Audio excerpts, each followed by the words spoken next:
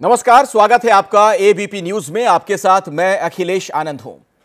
क्या बिहार एक बार फिर जंगल राज की चपेट में है? क्या बिहार की कानून व्यवस्था ध्वस्त हो चुकी है?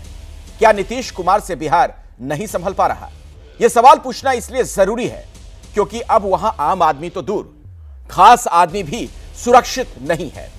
पूर्व मंत्री और विकासशील इंसान पार्टी यानी वीआईपी के अध्यक्ष मुकेश सहनी के पिता की उनके ही घर में घुसकर बेरहमी से हत्या कर दी गई। मुकेश सहनी के पिता जीतन सहनी दरभंगा के सुपौल में अपने घर में अकेले रहते थे। बीती रात किसी ने घर में धारदार हथियार से उनकी हत्या कर दी। इस केस में पुलिस के हाथ अभी तक खाली हैं।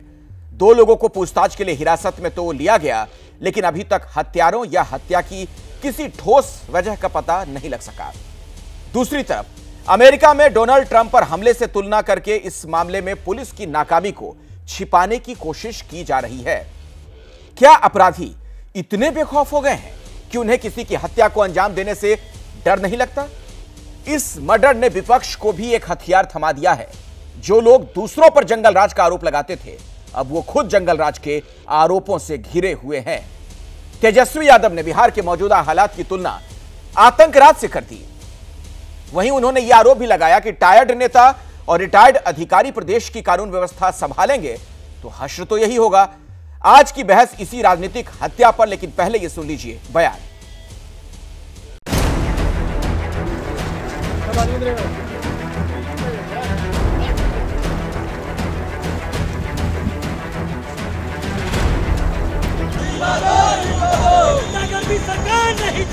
माननीय मुख्यमंत्री नीतीश कुमार जी से भी बातचीत हुई है, श्री अमित शाह जी से भी बातचीत हुई है, लालू प्रसाद यादव जी से भी बातचीत हुई है और सभी लोगों ने आश्वस्त किए हैं कि जो दोषी है उनको बख्शा नहीं जाएगा। जेडीयू नीतीश जी की और बीजेपी, उनके हाथ में सरकार रही नहीं, और जिनके हाथ में उनको सरोकार से मतलब नहीं कि न सिर्फ त्वरित कार्रवाई हो बल्कि बिहार की सरकार एक्नॉलेज करे हम असफल हुए हैं, और उनको ये कहना चाहिए माननीय मुख्यमंत्री जी को कि हमसे नहीं हो पा रहा है कोई। जिन भी तत्वों ने इस घटना को अंजाम दिया है वो बख्शे नहीं जाएंगे। आरजेडी के नेता राजनीति करने के लिए बयान देते हैं, वो अपने समय का कार्यकाल भूल जाते हैं और एक स्टेज पर वहाँ के मुख्यमंत्री लालू प्रसाद जी की गिरफ्तारी के लिए सीबीआई को सेना तक बुलानी पड़ी थी। वो वहाँ के काले दिन थे, ये उजले दिन। इसमें नीतीश बाबू का कोई इकबाल है नहीं और नीतीश बाबू के हाथ में सरकार निकल गई। सरकार कोई सेकेंड थर्ड फोर्थ में चला रहे हैं। थाना नेता माफिया अपराधी इन्वॉल्व होंगे तो हत्या को कौन रोकेगा? और मुकेश जी के पिता की अविलंब स्पीडली ट्रायल चाहेंगे। हम लोगों ने तुरंत ये निर्देश दिया है, माननीय मुख्यमंत्री जी ने एसआईटी का गठन करने का निर्देश दिया है और शीघ्र कार्रवाई किया जाएगा। जो लोग भी इसमें दोषी होंगे सबको जेल के सलाखों के अंदर बंद किया जाएगा।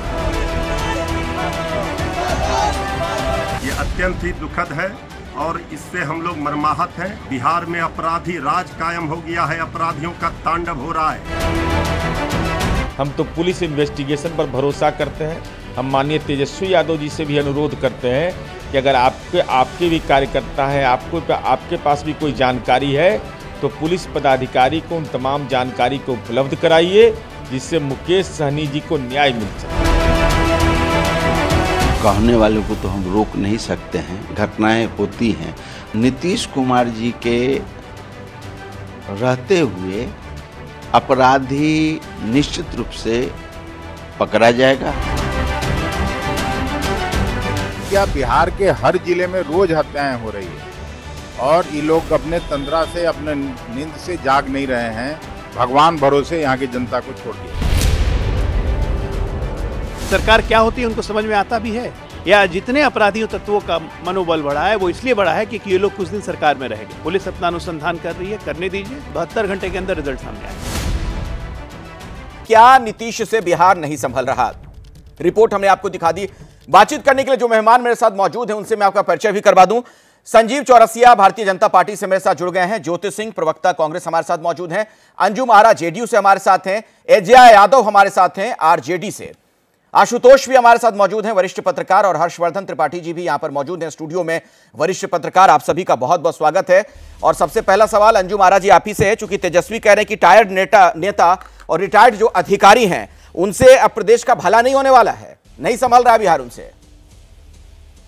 अखिलेश जी, प्रदेश किससे संभलेगा और किससे नहीं संभलेगा ये नेता प्रतिपक्ष और विपक्ष नहीं तय करता है, इसको तय करती है जनता। और जनता 2005 से लगातार नीतीश कुमार जी के लीडरशिप को ही तय करती रही है। अभी हाल के दिनों में आपने देखा लोकसभा के चुनाव में नीतीश कुमार जी के नेतृत्व में बिहार की जनता ने 40 में 30 सीट का जनादेश दिया।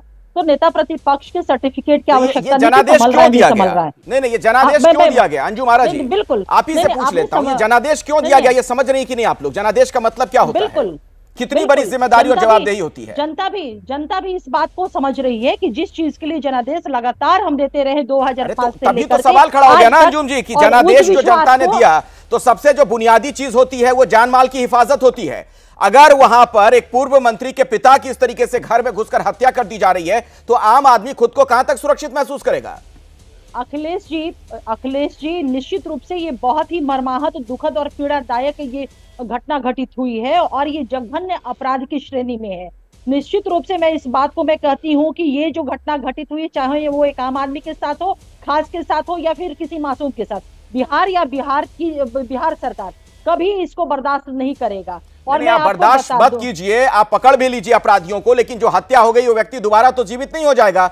हाल के दिनों में ऐसी घटनाएं बढ़ी, इसीलिए सवाल बार बार खड़ा हो रहा है। एजेया यादव जी, आप लोग जो कह रही हैं टायर्ड नेता और रिटायर्ड अधिकारी, इसका मतलब क्या? नीतीश जी पर सीधे हमला है आपका? नीतीश कुमार को आप कह रही हैं टायर्ड?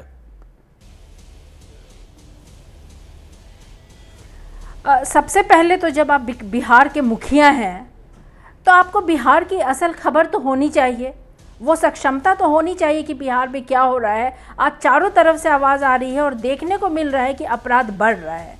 इसमें माननीय मुख्यमंत्री जी क्या कर रहे हैं? नीट का पेपर लीक हो जाता है, जो अपराधी हैं उनको ये बचाने में लगे हुए हैं कि किसी तरह वो पकड़ा नहीं जाए। अगर मुख्यमंत्री जी का पॉलिटिकल विलिंगनेस हो तो 24 घंटा के अंदर नीट का क्वेश्चन पेपर लीक वाला अपराधी पकड़ा जाएगा जो मुखिया छुपा फिर रहा है। लेकिन सरकारी संरक्षण मिला हुआ है, सरकार चाहती ही नहीं है कि ये लोग पकड़े जाएं। आज भी जिस तरह से निर्मम हत्या हुई है, अगर नीतीश कुमार जी चाहेंगे तो 24 घंटा या 12 घंटा में अपराधी पकड़ा जाएंगे। लेकिन ये इच्छा तो होनी चाहिए। ये लोग एक तो अपराध करवाते हैं, ऊपर से अपराधी को बचाते हैं और कहते हैं कानून का राज है, अपराधी नहीं बचेगा, सजा मिलेगी। भाई कम मिलेगी, अपराध हो जा रहे हैं, अपराधी पकड़े नहीं जा रहे हैं। और सिर्फ ये कह देने से कि कानून का राज है, कानून का राज तो हमें नहीं दिख रहा है। किन्हें दिख रहा है? रिटायर्ड व्यक्ति और जो लोग हैं उनको कानून का राज यहाँ दिखता होगा। बिहार में तो कानून का राज नहीं है, न देश में कानून का राज है।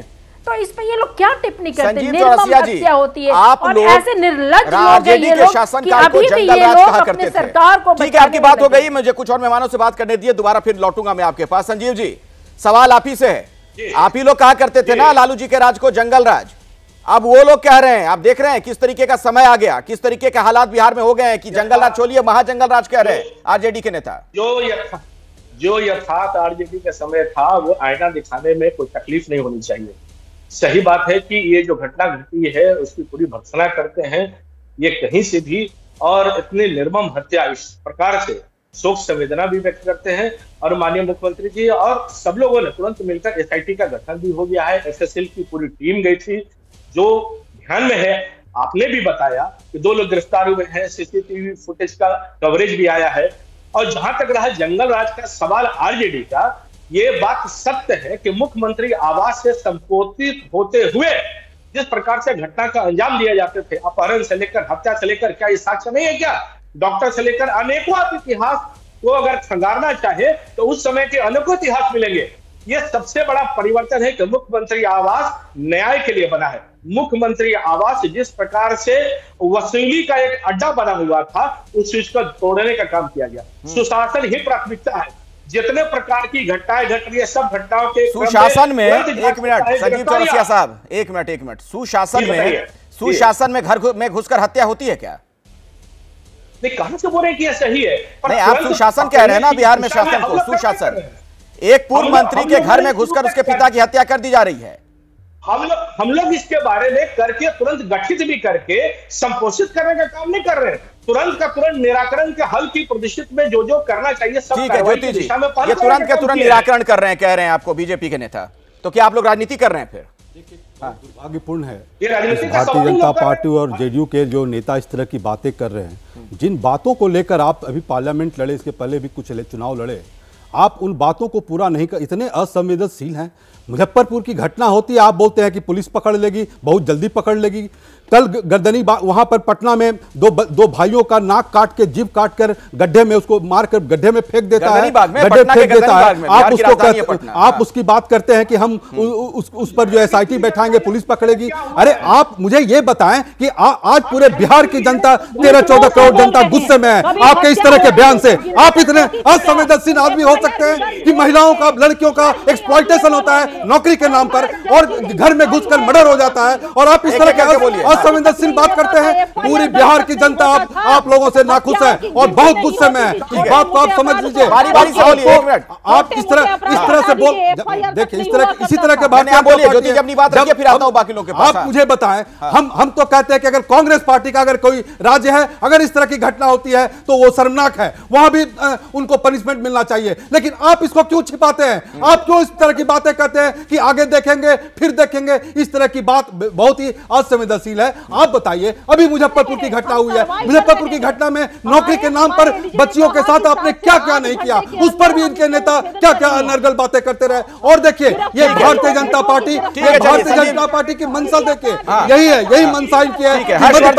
मध्य प्रदेश में अनुसूचित जनजाति जो देते हैं, आप उड़ीसा के गवर्नर को देखिए, उसके बेटा को, उसके बेटा ने एक कर्मचारी को से बात करने दीजिए, आता हूं आपके पास, बताइए ठीक है। ज्योति सिंह जी एक मिनट आऊंगा, सबके पास मुझे जाना है। आशुतोष जी भी मेरे साथ हैं, हर्षवर्धन जी, उनसे जरा बात करने दीजिए, ठीक है? अरे थोड़ा धैर्य रखिए, थोड़ा सा धैर्य रखिए। हर्षवर्धन जी, क्या ये सुशासन की तस्वीर है? नहीं, कतई नहीं है। बहुत शर्मनाक तस्वीर है और इसको किसी भी तरह से बचाने वाले, अब आप अगर ये कहेंगे कि 2005 से नीतीश जी की लीडरशिप में आपको मैंडेट मिल रहा है, तो ये तो और दुर्भाग्यपूर्ण है कि जो लालू जी के जंगल राज के बाद सुशासन का कानून वापस लाया, ये दावा करने वाले, और अब लगातार अगर इस तरह की घटना हो रही है तो ये शर्मनाक है। और एक बात देखिए, कहीं भी हत्या हो सकती है, किसी की भी हत्या हो सकती है। चूँकि मुकेश सहनी बड़े नेता हैं, उनके पिता की हत्या हो गई तो आज शायद राष्ट्रीय टीवी चैनलों पर भी ये चर्चा हो रही है। लेकिन राज्य में कानून व्यवस्था की स्थिति है क्या? और मुझे तो बिहार में पिछले कुछ समय में जिस तरह से राजनीतिक तौर पर बाहुबलियों का वर्चस्व दिख रहा है, उसकी तरफ ना तो चर्चा होगी, ना शायद उसको कोई भी नहीं बोलेगा, क्योंकि सबके थोड़े थोड़े लाभ हानि के सीधे मसले जुड़े होते हैं। और इस सब से इतर मेरा ये मानना है कि नीतीश कुमार जी इस देश की राजनीति के बहुत बड़े नेता हैं, बहुत शानदार काम एक समय में किया, लेकिन आज वो मुख्यमंत्री की कुर्सी पर बैठने के योग्य नहीं है। उनको स्वतः त्यागपत्र देना चाहिए, उनको खुद वो कुर्सी छोड़ देनी चाहिए। मुझे समझ में नहीं आता, जो व्यक्ति इस देश में परिवारवाद, भ्रष्टाचार के उससे मोह से बाहर निकला हो, वो कैसे एक कुर्सी के मोह में इस तरह से बैठा हुआ है कि उसको छोड़ने को तैयार नहीं है। आप जो कह रहे हैं, बड़ी चिंता की बात। ठीक है हर्षवर्धन जी, जो आप कह रहे हैं वहीं से मैं अब सवाल आशुतोष जी के पास ले जा रहा हूं। आशुतोष जी, 2005 से अब तक लगभग 20 साल हो जाएंगे, 2025 में नीतीश कुमार लगातार मुख्यमंत्री हैं। बीच में 9 महीना लगभग जीतन राम मांझी वाला छोड़ दीजिए आप। ये वही नीतीश कुमार हैं जो 2005 से 10 तक जिन्होंने विकास पुरुष की भी अपनी छवि बनाई थी बिहार में, सुशासन बाबू की भी बनाई थी। आज दोनों छवि क्यों ध्वस्त हो रही है? देखिए, ये सुशासन तो बिल्कुल नहीं कहा जा सकता बिहार में कानून व्यवस्था की जो हालत है, और विकास पुरुष वाली जो छवि थी वो भी ध्वस्त हो रही है। आए दिन पुल गिर रहे हैं वहां पर। देखिए, नीतीश कुमार देश के बड़े नेता हैं, इसमें तो कोई दो राय नहीं है, और पिछले तकरीबन 18-19 साल से वो बिहार की राजनीति में सर्वोच्च मुकाम पर, इसमें भी कोई दो राय नहीं है। बट क्या पिछले 18-19 सालों में बिहार जो देश के तमाम इकोनॉमिक इंडिकेटर्स हैं उस पे कहाँ पे है? आज भी बिहार को देश के सबसे पिछड़े इलाकों में माना जाता है, सबसे गरीब प्रदेश माना जाता है। पर कैपिटा इनकम आज भी देश में सबसे कम है। वहाँ पे राष्ट्रीय पर कैपिटा इनकम तकरीबन 1.5 लाख रुपए के आसपास है और बिहार के अंदर करीब 60,000 के आसपास है। तो 20 साल बहुत होता है किसी प्रदेश को मूल रूप से आमूल चूल परिवर्तन करने के लिए, लेकिन मुझे तो नहीं दिखाई पड़ता है हाँ, जब वो 2005 में बने थे, 2005 से लेकर 2010 के बीच में जरूर उन्होंने बहुत अच्छा काम किया था और तब सब लोगों ने उनकी तारीफ की थी। लॉ एंड ऑर्डर उन्होंने बहुत बेहतर किया था, सड़कें बनाने का काम किया था, महिलाओं की शिक्षा को लेकर उन्होंने काम किया था और महिलाएं जो है साइकिल लेकर निकलती दिखाई पड़ती थी, वो उसकी तारीफ हर जगह से हुई। लेकिन मुझे नहीं लगता 2010 के बाद से बिहार में कोई मौलिक बदलाव हुआ है। जब उनकी दिलचस्पी इसमें है कि उनकी सरकार किसी तरीके से बच जाए, चाहे बीजेपी की वजह से बच जाए, चाहे आरजेडी की वजह से बच जाए, तो अगर आप आइडियोलॉजिकली पूरी तरीके से बैंकरप्ट हैं, और मैं बहुत सोच समझ के इन शब्दों का इस्तेमाल कर रहा हूं, जब आइडियोलॉजिकली आप पूरी तरीके से बैंकरप्ट हैं, आपको लालू यादव भी उतना ही पसंद है, आपको बीजेपी भी उतनी ही पसंद है, जो दोनों राजनीति के दो ध्रुव खड़े हुए हैं और अवसरवादिता के तमाम नियम आप तोड़ देते हैं, तो फिर उनसे ये उम्मीद करना कि वहां बहुत अच्छी स्थिति होगी, मैं नहीं मानता हूं। और अब तो सवाल खुद उनकी शारीरिक क्षमता को लेकर भी सवाल खड़े हो गए हैं। तो मुझे लगता है कि ये सवाल है जो भारत की राजनीति में पूछे नहीं जाते, लेकिन पूछने चाहिए। ठीक है, इसका जवाब दीजिए। पूछे जाने चाहिए। जी अंजुम आरा जी, जो आशुतोष कह रहे हैं उसका जवाब दीजिए। और सवाल बड़ा साधारण सा है जो वो कह रहे हैं, उसमें कुल मिलाकर जो मैं समझ पा रहा हूं कि सत्ता से चिपके रहने का जो मोह है नीतीश कुमार का, क्या यह बड़ी वजह है कि आज की तारीख में कुछ भी कर पाने की स्थिति में नहीं दिख पा रहे हैं? देखिए अखिलेश जी, एक चीज मैं कह दूं कि बार बार जो हमारे हर्षवर्धन जी भी और आदरणीय आशुतोष जी भी बार बार जो कह रहे हैं इस बात को कि सत्ता में बने रहने का उनको कोई अधिकार नहीं है, ये अधिकार कौन तय करेगा? नहीं, ये अधिकार हर्षवर्धन जी तय करेंगे। ये तो किसी ने बोला नहीं कि उनको अधिकार नहीं है, जनता ने चुना है, जनादेश तो रहे उस कुर्सी पे बैठेंगे कि नहीं बैठेंगे, ये हर्षवर्धन जी और आदरणीय आशुतोष जी तो नहीं तय करेंगे, जनता तय करती है और जनता नहीं, जनता ने ही तय किया है। अंजुम आरा जी, ये इसमें से किसी ने भी ऐसा नहीं कहा कि वो बैठे ना, वो कह रहे हैं, हर्षवर्धन जी जवाब दीजिएगा, लेकिन आशुतोष ने जो बात कही वो कह रहे हैं कि वो हर विचारधारा के साथ कंफर्टेबल हैं कुर्सी पर बने रहने के लिए। नहीं। मतलब दो छोर पर जो लोग बैठे हैं, बीजेपी आरजेडी किसी के साथ भी सरकार बना लेते हैं। हमारे माननीय मुख्यमंत्री नीतीश कुमार जी की एक ही विचारधारा है कि बिहार की जनता से, आवाम से जो वो कमिटमेंट किया है उस कमिटमेंट को पूरा करना, और इसके लिए वो निर्णय करते रहे। दूसरी बात, दूसरी चीज हर्षवर्धन जी ने एक चीज कहा, गलत बात उन्होंने कहा कि बिहार में बाहुबलियों का वर्चस्व है। मैं चुनौती देती हूँ इन्हें कि एक भी बाहुबली का वर्चस्व किसका है वही नाम यहाँ उद्भेदन करे।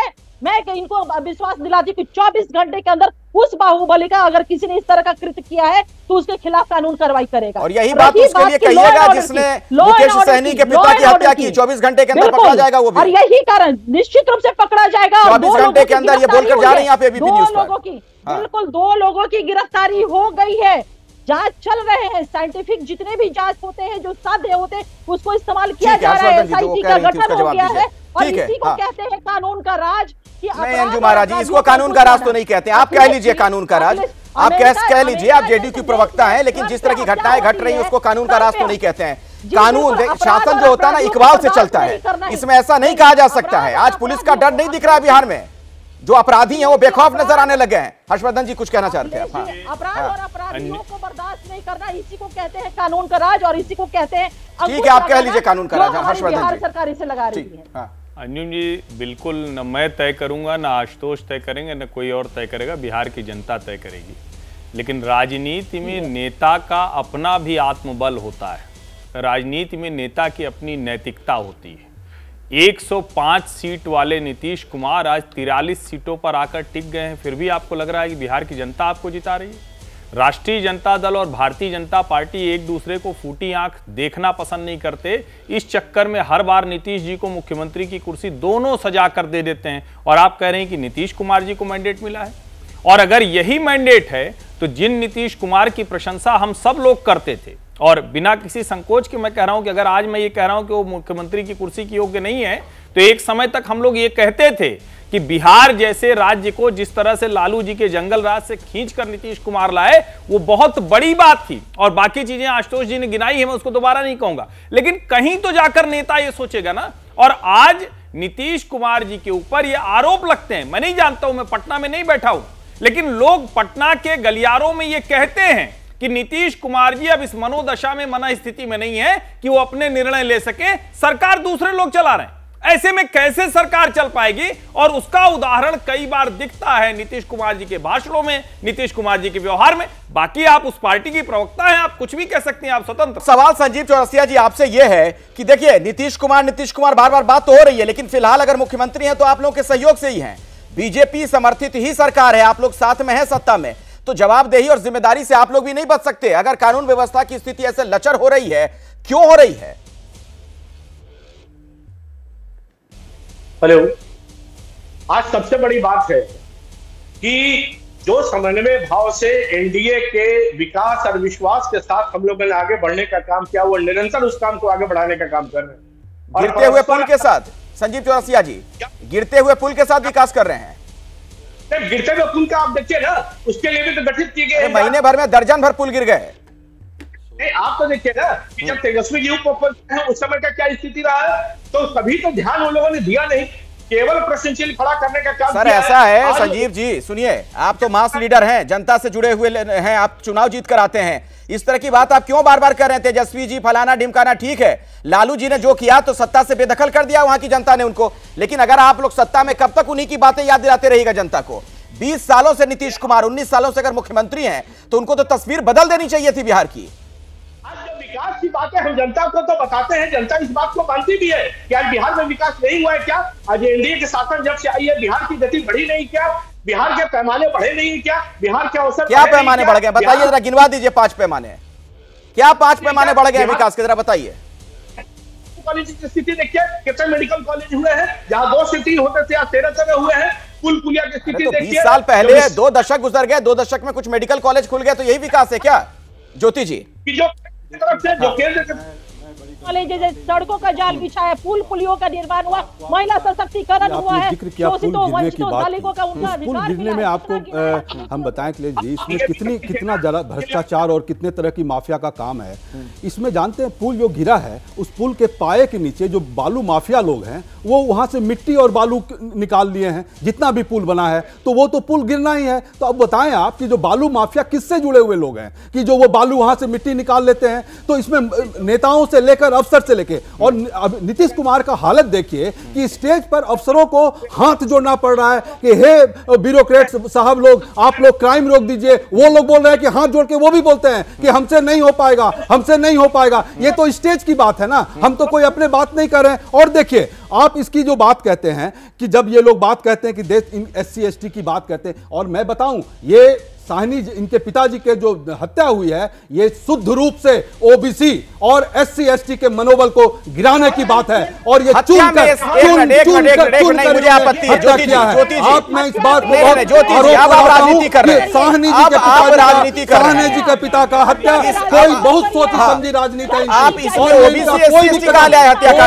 कदम इनका राजनीतिक होता है। अरे भैया हत्या हो गई उसमें OBC SC ST वाली बात कहां से ले आए आप ज्योति सिंह जी? जब शाह जी अभी पर आप दिखा रहे थे कि अरे भाई सुन तो लीजिए ज्योति सिंह जी, आएगी तो मुसलमानों को एक मिनट ज्योति सिंह की बातें करते हैं, जब ऐसी घटनाएं होती है। अरे सुन लीजिए भाई, गठबंधन पॉलिटिक्स करती है, ज्योति सिंह जी हम उनसे एक मिनट नहीं, आप बात तार्किक तरीके से करिए, कुछ भी बोल के मत आगे बढ़ जाइए। SC ST OBC का एंगल कहां से ले आया हत्याकांड में? क्योंकि जिस कास्ट से वो बिलोंग करते हैं वो जाति की वजह से हत्या कर दी गई। सुन लीजिए मेरी बात, कई हत्याएं हो गई इनकी मंशा, क्योंकि इन्हीं के भागवत जी थे जो कभी रिजर्वेशन की बोलते थे कि समीक्षा नहीं होनी चाहिए। ये वही लोग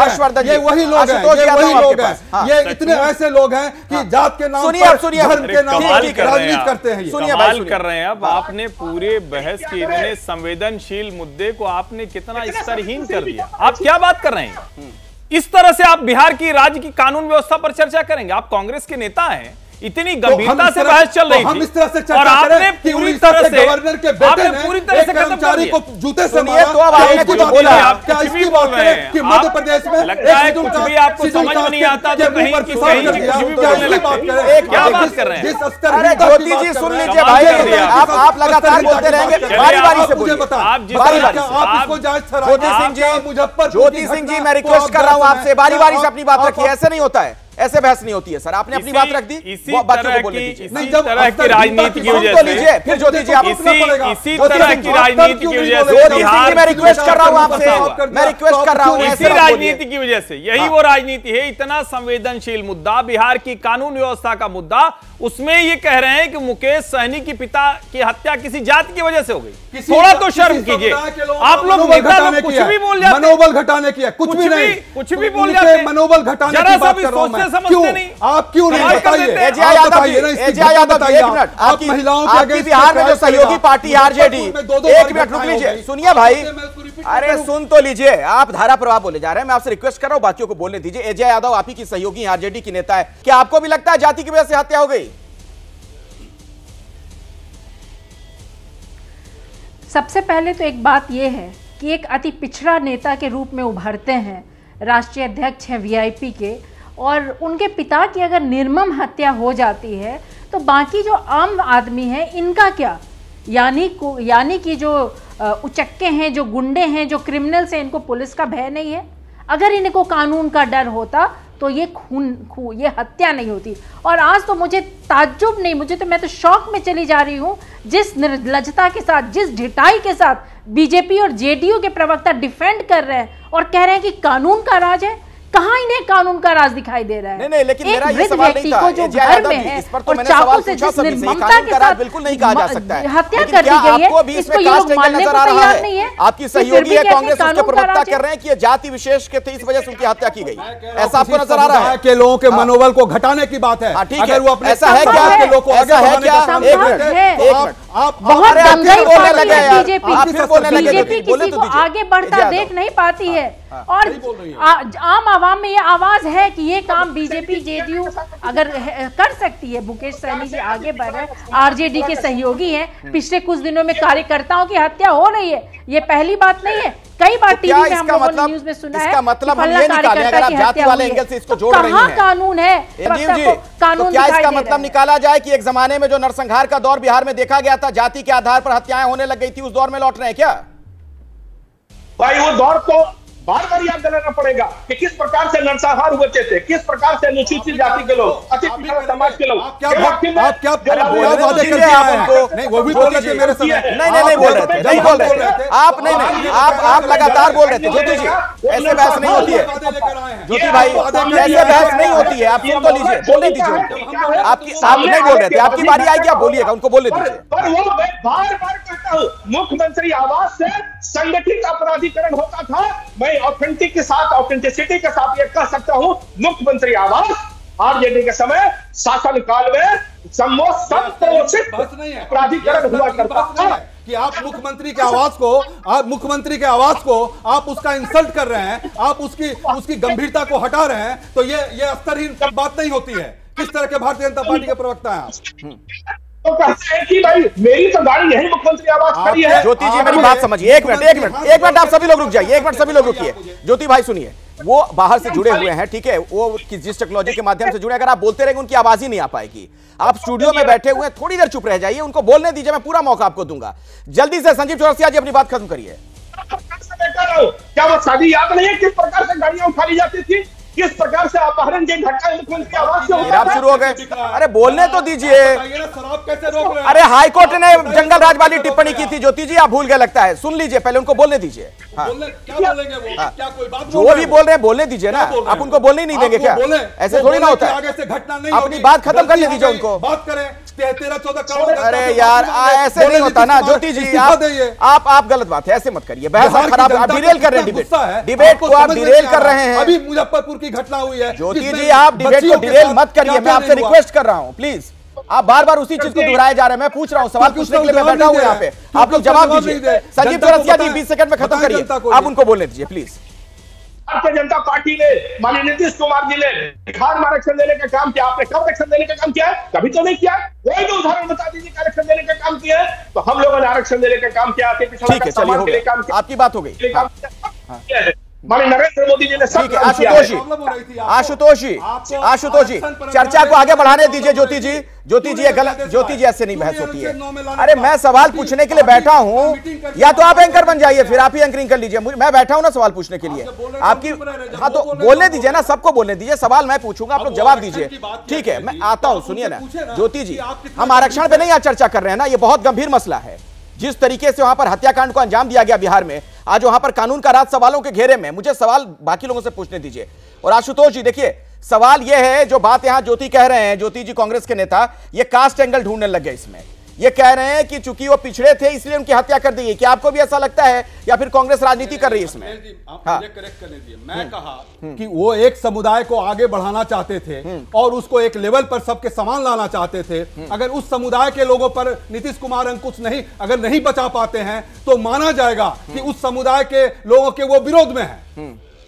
ठीक है मुकेश, आशुतोष जी। ठीक है, हाँ देखिए अखिलेश जी, मेरे पास कोई जानकारी नहीं, लिहाजा मैं इस पर कोई टिप्पणी करने की स्थिति में नहीं हूं। हाँ, कल अगर कोई इन्वेस्टिगेशन में कोई बात सामने आती तो बात अलग होती है। मैं दूसरी बात कहना चाहता हूं, मैं तो स्पष्ट तौर पे ये कह रहा हूं कि भाई भारतीय जनता पार्टी, जनता दल, आरजेडी, तमाम लोगों के प्रवक्ता यहाँ मौजूद हैं।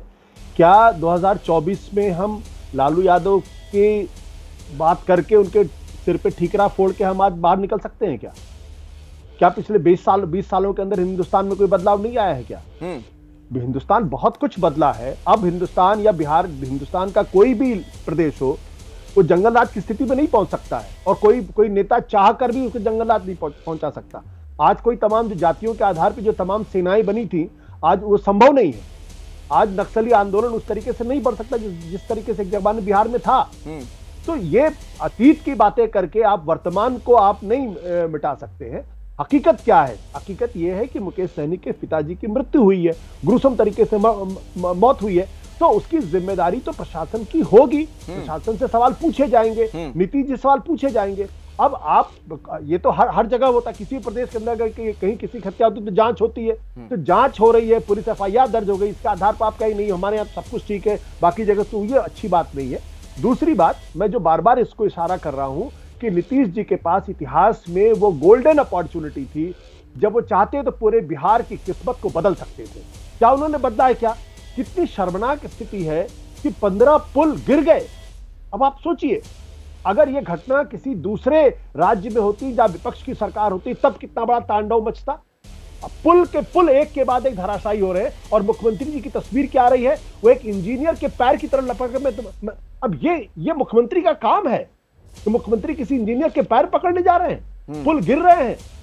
तो इसका मतलब क्या है? इसका मतलब यह है कि या तो नीतीश जी के हाथ से एडमिनिस्ट्रेशन पूरी तरीके से फिसल चुका है, या उन्होंने वाकई में सत्ता किसी और लोगों को सौंप दी है। क्योंकि जिस नीतीश कुमार को मैं जानता हूं, वो एक बहुत ही अच्छे प्रशासक है, बहुत अच्छी पकड़ उनकी प्रशासन के ऊपर रहती है। मैं बिल्कुल 2005 से 10 जिसका आप भी जिक्र कर रहे थे आशुतोष जी, मैं भी बिहार से हूं, वो स्वर्णकाल माना जाता है एक तरीके से बिहार में। अगर आप देखें तो बहुत शानदार काम किया था नीतीश कुमार ने, इसमें कोई भी तारीफ करेगा, विपक्ष का भी होगा, विरोधी भी होगा, तो कहेगा कि हां उस वक्त सुशासन का राज था, उस वक्त विकास की तरफ बिहार बढ़ता नजर आ रहा था। माफियाओं, गुंडों के खिलाफ जबरदस्त कार्रवाई उस दौर में हुई थी। 5 साल के दौरान कई लोगों को जेल की सलाखों के पीछे पहुंचाया गया था। दरभंगा पहुंचने पर मुकेश सहनी की प्रतिक्रिया सामने आई। उन्होंने कहा कि मेरे पिता की बेरहमी से हत्या की गई है, निषाद समाज के लिए यह काला दिन है, बिहार सरकार जल्द कार्रवाई करे, दोषियों को कड़ी से कड़ी सजा मिले, यह कहना मुकेश सहनी का। तो दरभंगा पहुंचने पर मुकेश सहनी ने अपनी प्रतिक्रिया दी है। उन्होंने कहा निषाद समाज के लिए आज का दिन काला दिन है, मेरे पिता की बेरहमी के साथ हत्या कर दी गई। तो उनकी प्रतिक्रिया भी हम आपको सुनाएंगे, लेकिन हाँ ज्योति जी आप उससे कुछ जोड़ना चाह रहे थे, जोड़ लीजिए। चलिए आप ही पहले बोल लीजिए, बोलिए, उसके बाद में जाता हूं बाकी लोगों के पास। हाँ, लेकिन छोटे में रखिएगा सर। जितना सीरियस आप बात कर रहे हैं, जितनी बातें हमारे प्रबुद्ध पत्रकार और जर्नलिस्ट लोग भी बोल रहे हैं, हमारा आपका सबका कंसर्न यही है कि जो जिस बात की वो दूसरे पार्टी को बोलते रहे, तो वो क्यों नहीं इस पर अमल करते हैं। और ये केवल एनार्की नहीं, ये तो दिखता है कि डिसऑर्डर एनार्की है, कि हर इंडिविजुअल जिसको जो मन कर रहा है उस बिहार में कुछ भी कर दे रहा है। भागलपुर का नाम ले लीजिए, पूर्णिया का नाम ले लीजिए, उस साइड आप किशनगंज का नाम ले लीजिए, कहीं का नाम ले लीजिए, वैशाली का नाम ले लीजिए, पटना शहर में, कैपिटल में देखिए। तो हमारा क्या कहना है कि नीतीश कुमार जी ये सरकार चला रहे हैं, अगर हिसाब से नहीं चलता है तो आप इस्तीफा दें, इस्तीफा दे के दूसरे को दें। तो आप तो ऐसे भी अल्पमत में हैं, आप ऐसे भी अल्पमत में हैं। ठीक है। और इसमें मैं एक चीज और जोड़ना चाहूंगा कि मैंने अखबार देखा था, अंजू महाराज जी, मैं कोट कर रहा हूं, मैं कल ही पढ़ रहा था बिहार के किसी अखबार में, राजस्व मंत्री जो आपके हैं वो मान रहे हैं कि बिना पैसे कोई काम नहीं कर रहा है। राजस्व एवं भूमि सुधार मंत्री डॉक्टर दिलीप कुमार जायसवाल ने साफ स्वीकार किया, मैं पढ़ के बता रहा हूं अखबार में जो खबर छपी है, कि राज्य के गरीब लोगों का भी कोई काम अंचल कार्यालय में बिना पैसे के नहीं हो रहा है। इसे भी फिर सुशासन कह लीजिएगा क्या? सुशासन कहते हैं कि हमारे सरकार के मंत्री स्वयं इस बात को स्वीकार न सिर्फ किया बल्कि आज उन्होंने कार्रवाई किया है। 100 सीओ 100 राजस्व अधिकारियों का उन्होंने सैलरी वेतन रोका है, उनके ऊपर कार्रवाई जो विभागीय कार्रवाई होती है एप्रोप्रिएट किया है, और इसी को कहते हैं अखिलेश जी सुशासन की सरकार। लेकिन एक बात मैं जरूर कहूंगी कि जिस तरह से एजा यादव जी कह रही है कि शर्महीन बातें कर रही है, शर्म नहीं आती है, तो एजा यादव जी मैं आपसे पूछना चाहती हूँ कि आज उद्भेदन, कल उद्भेदन जब इस केस का हो जाएगा तो क्या आप स्क्रीन पे आके शर्मसार हो करके, लजा करके माफी मांगिएगा अगर ये मामला आ जाता है कि उन्हीं के, क्योंकि जो अखिलेश जी इन्वेस्टिगेशन हुए हैं अभी साइंटिफिक इन्वेस्टिगेशन हुए हैं, उनके घर के अंदर ही सीसीटीवी फुटेज के आधार पे उनके घर के काम करने वाले, उनके यहाँ जो दूध पहुंचाते हैं, उनके सस्पेक्टेड एक्टिविटी के आधार पे उनकी गिरफ्तारी की गई है और सघन पूछताछ हो रहा है। अगर इस तरह का जवाब दीजिए, उसके बाद मैं जाता हूँ बाकी मेहमानों के पास। हो करके माफी मांगनी होगी कि जिस तरह से आप कह रही है कि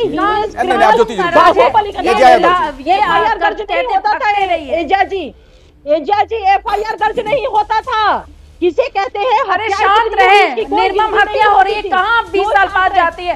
20 साल से तो आप लोग हैं, 20 साल में आप लोगों ने क्या किया? जंगल रात तो छोड़ दीजिए, आतंक का राज फैला दिया और 20 साल पीछे जाती है, प्रेजेंट की बात कीजिए। 20 सालों में आप लोगों ने क्या किया?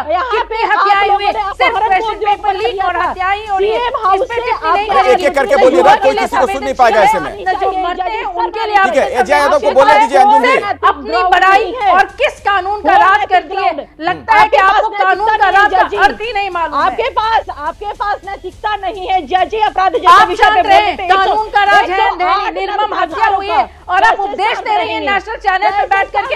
अपने अंदर झांकिए और देखिए कि कहाँ सुधार करने की जरूरत है। आपका उपदेश सुनने के लिए लोग यहाँ नहीं है। चोरी ऊपर से सीधा चोरी, चारों तरफ कानून की राज खत्म हो गई है, चारों तरफ लूटपाट हो रही है। और अब एक एक करके बोलिए ना, मैं आप सभी लोगों से रिक्वेस्ट कर रहा हूँ। देखिए हम एक नेशनल चैनल पे डिबेट कर रहे हैं, दर्शक हमें सुनते हैं, हम झगड़ा नहीं कर रहे हैं, आप लोगों की बात सुनी जाती है। एक एक करके बोलिए। एजा जी अपनी बात खत्म करिए जल्दी से, 20 सेकंड में। आप प्रवचन देना बंद करें, कानून का राज खत्म है, हत्याएं हुई है, इस पे क्या करेंगे सो बताइए। नीट क्वेश्चन पेपर लीक हो गया, अपराधी नहीं पकड़े गए और प्रवचन दे रही है बैठ करके। निर्मम हत्या एक अति पिछड़ा समाज के मुकेश सहनी जी के पिताजी की हुई है, आप प्रवचन दे रही है बैठ के। अरे संवेदनशीलता कहाँ है आप लोगों में? ना आप में है, ना बीजेपी वालों में है। अच्छा बात बताइए हर्षवर्धन जी, ठीक है मैं चर्चा को आगे बढ़ा लेता हूँ। हर्षवर्धन जी को लाइए चर्चा में। हर्षवर्धन जी, अब सवाल यह है कि बार बार पिछड़े पर जो जोर दिया जा रहा है, क्या इसके पीछे कुछ खास तरह की राजनीति आपको नजर आ रही है? क्योंकि मुझे तो ये लॉ एंड ऑर्डर का मामला दिख रहा है, लॉ एंड ऑर्डर वाले मामले के हिसाब से भी मैं सबसे सवाल पूछ रहा हूं,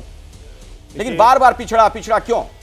बड़ा दुखद है, लेकिन शायद बिहार का सच यही है। हम लोग इतनी गंभीर चर्चा पर आज राष्ट्रीय टेलीविजन पर बहस कर रहे हैं और कमाल की बात ये कि इसको कांग्रेस के नेता ने मोड़ा, फिर मुकेश सहनी खुद वही कह रहे हैं। क्या किसी की जान जाना उस पर बात होना है या कौन पिछड़ा अति पिछड़ा समाज का है? और कल को सचमुच अगर कोई हत्या करने वाला उसी जाति समाज का निकला तो किस तरह के हम लोग शर्मनाक बहस कर रहे हैं और मैं इसका हिस्सा हूं, ये दुख हो रहा है। सबसे दुखद बात यह है कि इस चर्चा में मुझे बोलना पड़ रहा है, जाति के आधार पर जिस तरह से बांटा काटा गया है उसने बिहार का यह बुरा हाल किया है। और आज वहां अपराधी भी जाति के आधार पर, माफिया भी जाति के आधार पर, नेता भी जाति के आधार पर, अधिकारी भी जाति के आधार पर, और एक दूसरे से बहस करते हैं तो उसमें जाति लाए बिना काम नहीं चलता है। और इसीलिए मैं कह रहा हूं कि ये कानून व्यवस्था का मसला शायद वहां दुरुस्त हो जाए, लेकिन ये जाति सबके अंदर इतने घिनौने तरीके से बस गई है, उसको कैसे निकालेंगे? ये शर्मनाक है। मैं तो शर्मसार हो रहा हूं और कोई नहीं हो रहा है तो मैं क्या ज्योति जी बार बार इस पर जो आप लोग जोर दे रहे हैं, क्या बिहार को फिर से उसी तरफ ले जाना चाहते हैं? नरसंहारों का जो दौर देखा बिहार ने, जाति के आधार पर क्या क्या नहीं होता था। वरिष्ठ पत्रकार जी को थोड़ा इन बातों, हर्षवर्धन जी को इससे और भी ऊंचे दूसरे जगह जाकर भी सोचना चाहिए।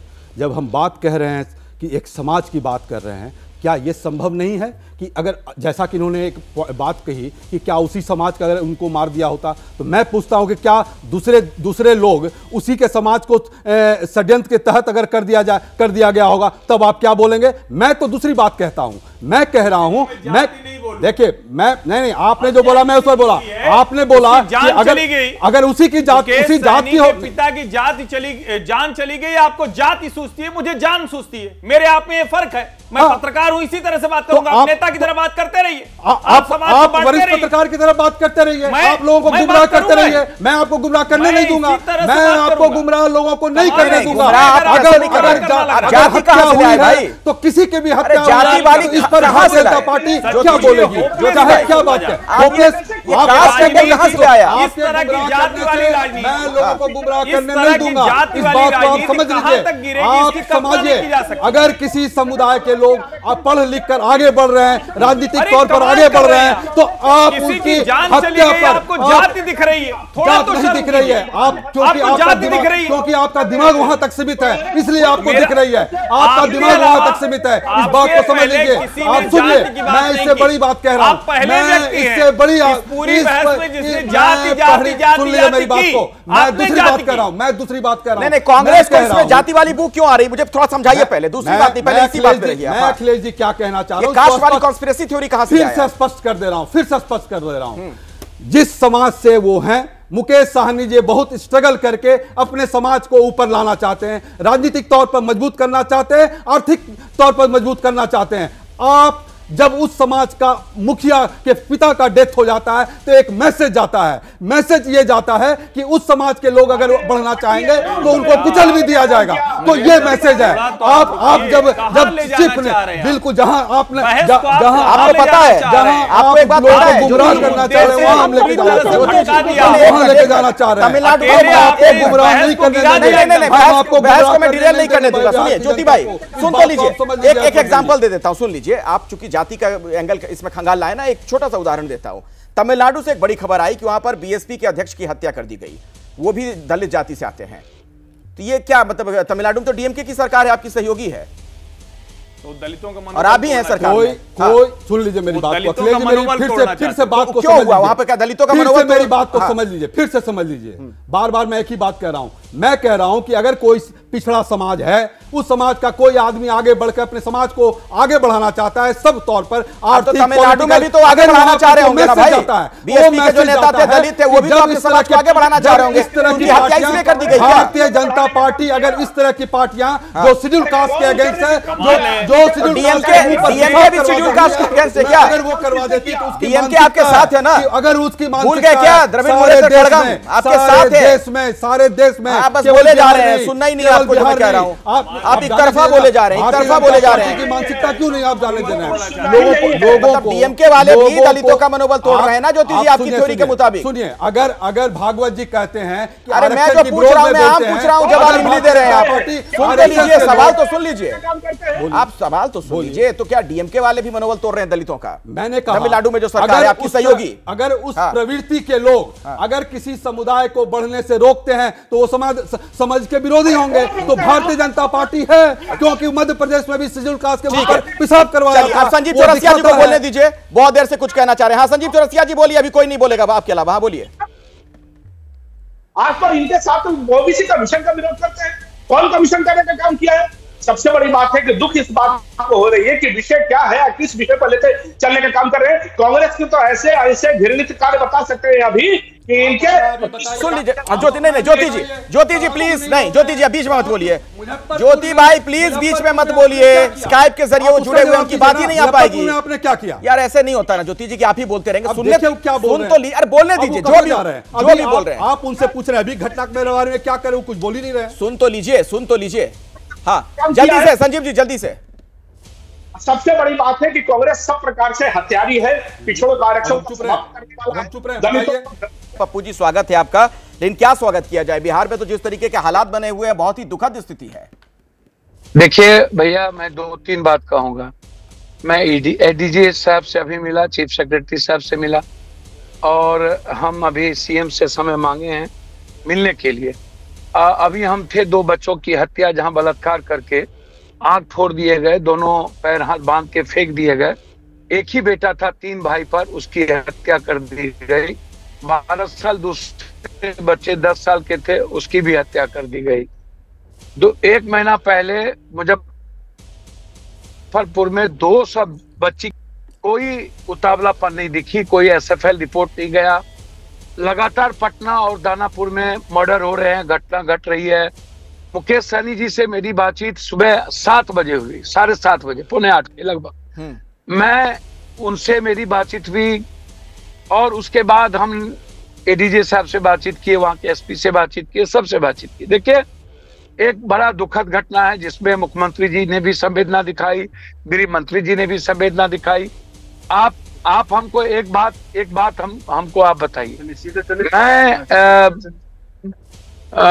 सीधा आपसे पूछना चाहूंगा कि क्या हाई प्रोफाइल केस जो नहीं होगा, क्या उस पे कोई SFL, कोई संज्ञान नहीं ली जाएगी?